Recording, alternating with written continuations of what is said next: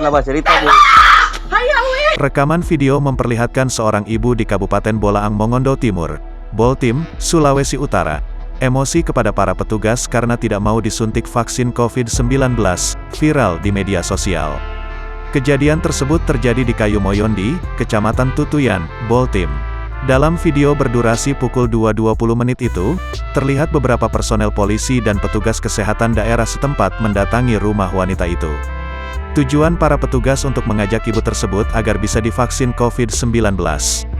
Saat seorang polisi memberikan penjelasan terkait program vaksin, wanita tersebut langsung beradu argumen dengan para petugas.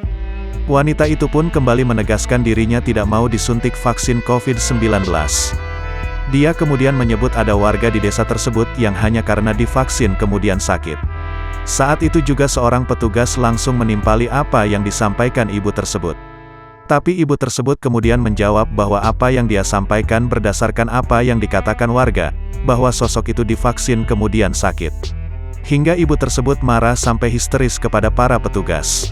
Tembak, tembak, tembak Pak kita, tembak saya, tembak, tembak, kata wanita dengan marahnya dan mendekat kepada seorang polisi. Petugas pun menjelaskan kepada wanita tersebut bahwa mereka datang dengan baik-baik dan tidak memaksa agar divaksin. Kejadian ini dibenarkan otoritas kesehatan daerah setempat. Itu kejadian di Kayumoyondi, Kecamatan Tutuyan, kata Kepala Bidang Pengendalian dan Pemberantasan Penyakit, P2P, Dinas Kesehatan Boltim, Dr. Hamdan, saat dihubungi Kompas.com, Rabu, tanggal 26 Januari tahun 2022.